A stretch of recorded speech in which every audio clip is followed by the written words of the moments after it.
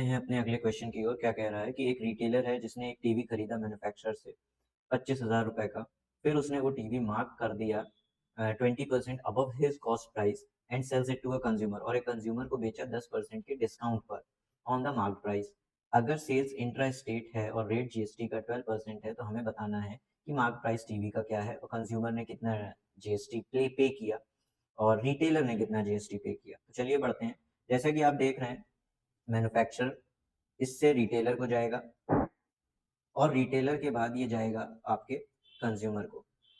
ठीक, तो मैन्युफैक्चरर का जो प्राइस था वो था 25,000 रुपए। तो मैं मान के चलता हूँ उसको सिर्फ एक टैग, एक प्राइस मान लेता हूँ क्योंकि हमें मार्क प्राइस निकालना है। तो 25,000 रुपए हमारा प्राइस है जो रिटेलर के लिए मार्क कॉस्ट प्राइस है, ये कह सकते हैं। अब इसको जीएसटी पे करना पड़ा होगा, तो जीएसटी जो रिटेलर ने पे किया होगा वो कितना पे किया होगा। जीएसटी जो है वो 12% चार्ज करी जा रही है, तो 12% हम निकालेंगे 25,000 का। 2020 कट गया, 12 12 5 66 कैरी गया, 12 हमारा होता है 24, और 24 में 3,000 रुपए की जीएसटी क्या करी गई होगी, चार्ज करी गई होगी। अब कह रहा है कि जो मार्क प्राइस था टीवी का, यानी कि जो 25,000 रुपए हम बात कर सकते हैं, लेकिन 25,000 उसका कॉस्ट प्राइस था, उस पर 20% उसने क्या किया, प्राइस बढ़ाया। तो जो हमारा मार्क प्राइस निकलेगा वो क्या निकलेगा, हम 20% बढ़ाएंगे तो 20% बढ़ाने के बाद वो हो जाएगा 120%। तो 120% जो हम निकालेंगे 25,000 का वो क्या होगा, तो 20 कट गए, 25 20 लग जाएंगे, 25 दूनी 50, 5 कैरी गया। 30,000 रुपए का हमारा क्या किया जा रहा होगा, मार्क प्राइस लगाया जा रहा होगा। इस मार्क प्राइस पे लगाने के बाद रिटेलर ने 10% का डिस्काउंट भी दिया, तो जो डिस्काउंटेड प्राइस है वो क्या हो जाएगा, 10% ऑफ 30,000। अब 30,000 का 10% जब मैंने निकाला तो आएगा 3,000 रुपीज। तो जो फाइनल प्राइस हमारा सेलिंग प्राइस होगा रिटेलर का, वो होगा आपका कितना, 27,000। यानी 30,000 में हमने 3,000 माइनस कर दिया। अब रिटेलर इसी 27,000 पे क्या करेगा, जीएसटी चार्ज करेगा। तो जो जीएसटी चार्ज होगी वो होगी 12% ऑफ 27,000।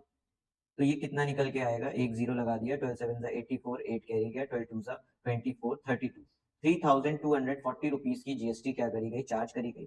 जैसा कि आप जानते हैं ये आउटपुट जीएसटी होगी, ये रिटेलर के लिए इनपुट जीएसटी थी। तो अगर मैं टैक्स लाइबिलिटी, मार्क प्राइस हमने निकाल दिया, कितना था हमारा 30,000।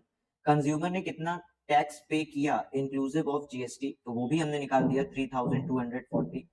अच्छा, ये टैक्स है। इसको अगर हमें फाइनल प्राइस बताना है कि कंज्यूमर का फाइनल प्राइस कितना पड़ा, तो फाइनल प्राइस जो कंज्यूमर का पड़ा होगा वो पड़ा होगा आपका 27,000 में 3,240 रुपीज जोड़ दिया जाएगा, तो ये आएगा 30,240 रुपीज का प्राइस कंज्यूमर को पड़ा होगा।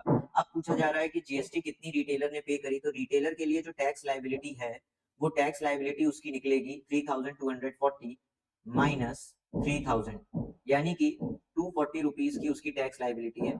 अगर मैं बात करूं तो जीएसटी में सी जीएसटी कितना चला जाएगा, सी जीएसटी चला जाएगा 120 रुपीज, और एस जीएसटी कितना चला जाएगा आपका 120 रुपीज। तो इस तरीके से हमने क्या बता दिया कि कितना जीएसटी सेंट्रल और स्टेट गवर्नमेंट को रिटेलर ने दिया। हमने तीनों पार्ट्स कवर कर दिए।